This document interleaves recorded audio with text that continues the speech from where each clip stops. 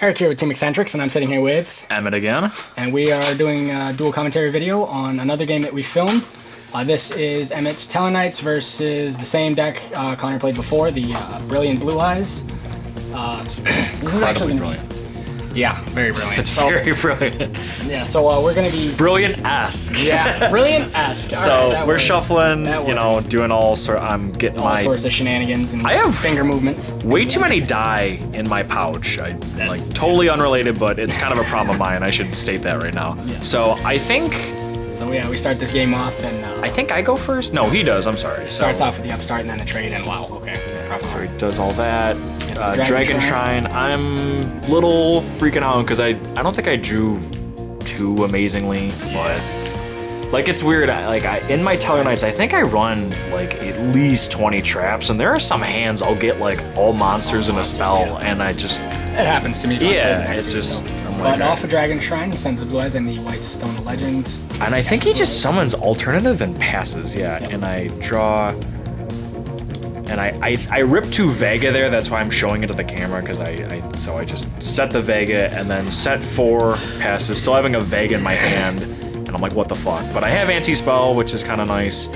So yeah, Anti-Spell during standby phase. He normal summons the Sage, which allows him to search. And that is good. I didn't really open up anything super legit, like traps. I think one of them is a Magic Deflector, a Call, and something else stupid. But I've been teching in 2 Magic Deflector just because I only main, I think, 4 spells, and it's been working out okay for me so far.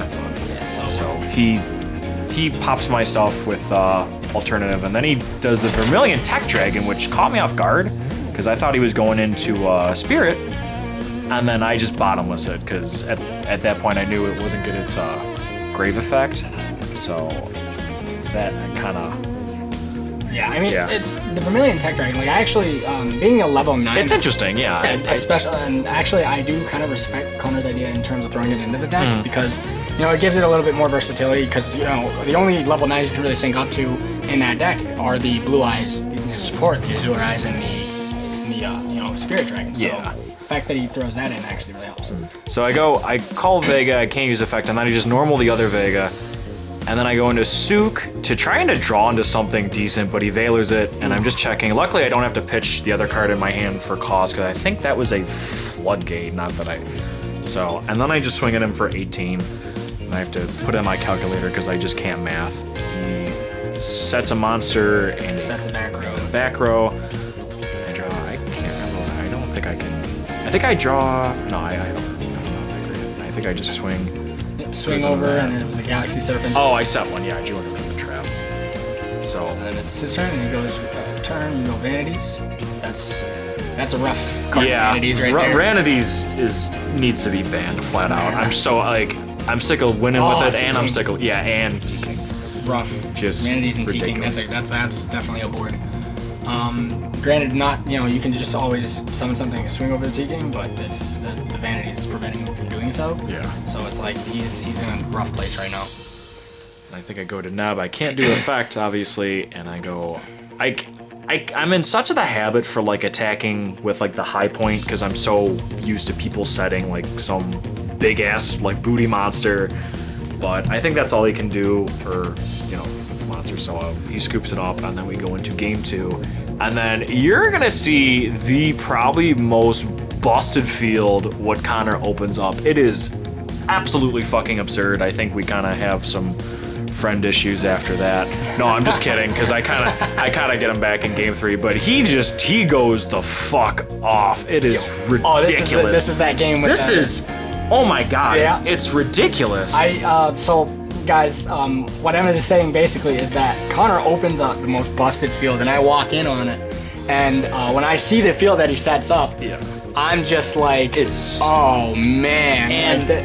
And at first I'm like, you know, I got a Dark Hole, which I've been testing out. I'm like, all right, like if he thinks like I'm not playing a lot of spells, like I don't have to worry about it, because typically he goes for Hope Harbinger, but which he ends up doing, like, just, you gotta watch it. So he goes in the TELLARKNIGHT. I have no hand traps, unfortunately. He sends the White Stone of Legend, which allows him to add the blue eyes. So he already has a lot of card economy advantage in terms of an opening play. Being that Brilliant Fusion is on board with TELLARKNIGht, and the fact that he was able to add with the White Stone is ridiculous. So he had the blue eyes, he actually ditches the trade in. And then he goes that Young Dragon Shrine, sends the plays, man. The plays. Spirit, and then like this is a play, man. Yeah. Like that's like mad shout out to Connor for the play. Like that was ridiculous. Facts on facts, though. So all right, so he's got a lot of setup going on in his graveyard. Like I said, a lot of card economy advantage. Banishes the White Stone of Ancients. There's another trade-in. I'm pretty sure he blows through all of his trade-ins like in this turn. It's stupid. Like that, the capability of the deck. Like it's very. And then he does Soul Charge, and I think at this point I knew I wasn't gonna win because I always lose the Soul Charge. Like never has anyone played Soul Charge and I won, but it is what it is. Yeah. So I think he goes for Charge Warrior. Charge Warrior allows him to at draw first. One. Yeah, another card, and then what does he do next? I forgot. Oh, he adds off of Stone. I was checking, and which I think Stone is stupid that either of those is not like a hard once per turn or. It is like pretty, you can stack them. It is pretty nuts. Like I mean, granted, Blue Eyes does not have a lot of protective power other than return. Yeah. I do feel like Stone is makes the deck a little bit more balanced because otherwise the deck would have never been meta in the first place. No, absolutely not. But I mean, it is what it is, I guess. He's just going off like. Yep. So he does Fairy Ancient, and I thought he was gonna go for Moonlight, but it lets him special something, and then he goes into Crystal Wing, which just with Tellarknights absolutely just destroys Tellers. Turns my ass into an elephant's ear with that effect negation. Yeah, I can't do it. So he goes for Return, does another level 8, and I believe he goes into Hope Harbinger here, which I have like a Dark Hole, which is was my only out at this point. I'm like, son of a bitch. Yeah, so, that's definitely a thing. Like, I mean, Hope Harbinger, in my opinion, is one of those cards that really just mitigates board clear, board wipes. Like Regeki Dark Hole. It's like if somebody summons a Hope Harbinger, you have a Dark Hole in your hand. It's just thanks, guy. Shit. And then he goes for that Cypher, that Galaxy Cypher Dragon, the newest one. And then he gets double Stone effect. So now he just has this board, and I think at this point Eric comes in and just comes everywhere over. Oh my goodness, this is a. And my hand I think is double Altair, a Thunder King, a Dark Hole, and 2 strikes. So I set the strikes and an Altair hoping he would activate an effect somehow, and I could try to clear stuff. But he plays it smart and attacks because I don't play any battle traps. I think I don't believe in him at this day at the moment, at least. At the moment I feel you. I mean, my build of Tellers personally does play battle traps because I don't know. I feel like Tellers being smaller monsters. If I had a Drowning Mirror Force, that would have been fucking so sacky though. No, it would have been ridiculous. So he eats my ass there, and we go to game 3, and I kind of get him back, but it's not really in the most optimal way. It's just so sacky.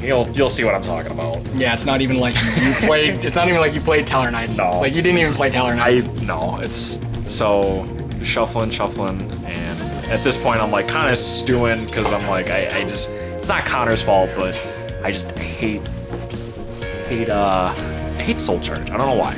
I don't like losing to it. So I draw, and I actually open decent. I go Thunder King, 3 back row. I think it's an Oasis, Bottomless, and a Vanities. And I can't remember. So he goes Brilliant Fusion, and I just go ahead and do Vanities Emptiness right there. And I think he just wants to scoop, but I'm try to play it out, not in a cocky way. So he just sets one. I go Vega, no effect, obviously. I go T-King, and then swing with Vega, and I set another one. Sets another monster. This is so stupid. This is exactly what I'm talking about. Vanities is just a broke-ass card. It needs to go. I apologize, guys. I'm back. I had to run and attend to something real quick. But yeah, this game was hilarious to me because, I mean, T-King and Vanities is a board that even my Mermails would not necessarily be able to out unless I had the Regeki.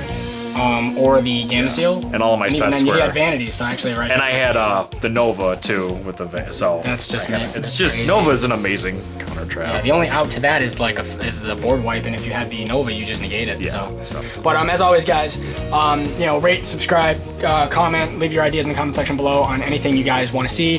We really appreciate all the views, and if you guys want to see more duel videos, obviously, we have profiles up, so you guys can always just request a deck, request a game. I feel like who just put up a profile of you gotta put up a Metal Foes, which is really cool. Yeah, we got a guest Harold, appearance. yeah, with, Harold. Metal Foes, And then I just made a Cyber Dragon deck profile, which is that game will also be up very soon. The game will be up as well as the deck profile. It's gonna be pretty lit, guys. This channel is really starting to take off. So as always, Eric.